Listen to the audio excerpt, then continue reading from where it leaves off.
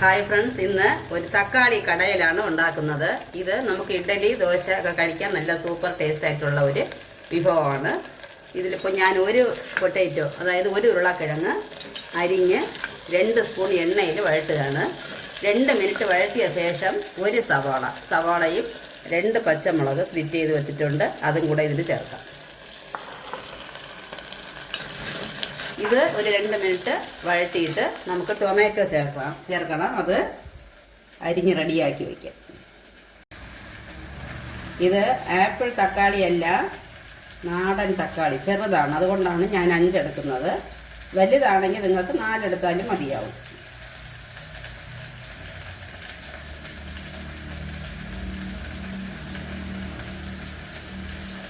ഇതും കൂടി നമുക്ക് ഇതിലിടാം.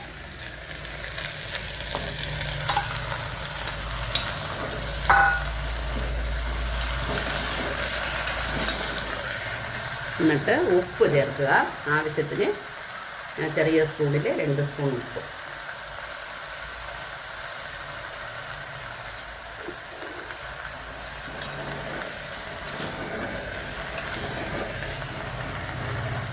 മഞ്ഞൾപ്പൊടി കുറച്ച്, ഒരു 1/4 സ്പൂൺ മഞ്ഞൾപ്പൊടി.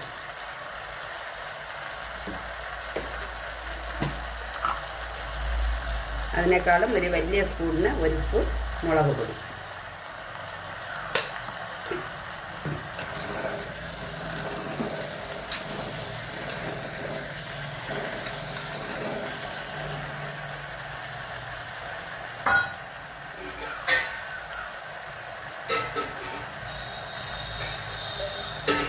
എന്നിട്ട് 2 കപ്പ് വെള്ളം ഒഴിക്കുക.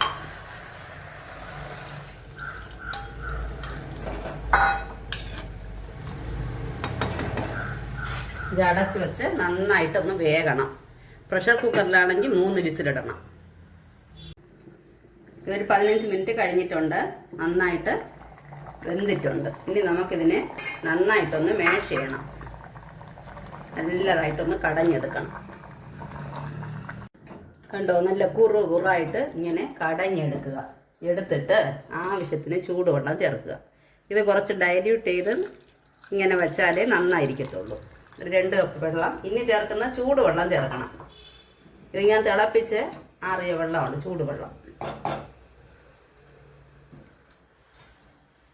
എന്നിട്ട് ഇവിടെ നമുക്ക് നല്ലെണ്ണയിൽ ഇത് കടുവറുക്കുമ്പോഴാണ് ടേസ്റ്റ് കൂടുതൽ. ഞാൻ 2 സ്പൂൺ നല്ലെണ്ണ ഒഴിച്ചിട്ടുണ്ട്. കടുകിടാം.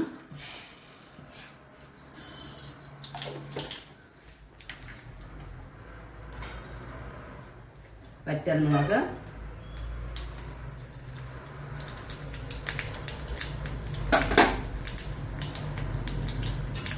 കറി ലീവ്സ്,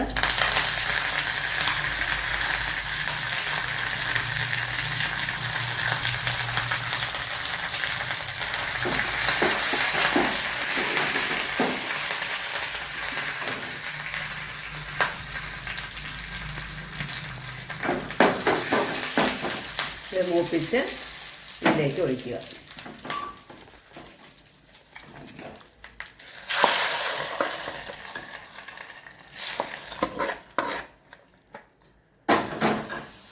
എന്നിട്ട് കുറച്ച് മല്ലിയില വിടണം.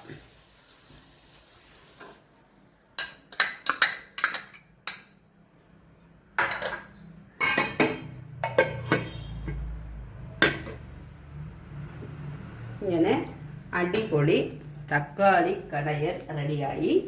നമുക്കിത് നല്ല ചൂടുണ്ട്. എല്ലാവരും ഇത് ട്രൈ ചെയ്ത് നോക്കണം. വളരെ ടേസ്റ്റി ആയിട്ടുള്ള തക്കാളി കടയൽ എല്ലാവർക്കും ഇഷ്ടപ്പെടും. Please share and subscribe. നമുക്ക് ദോശയുടെ കൂടി ഇത് കഴിക്കാം.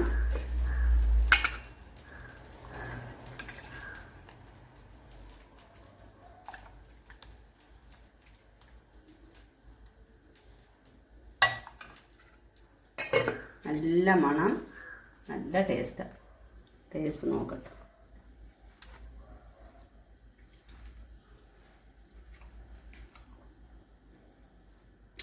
Really it is fantastic, so nice.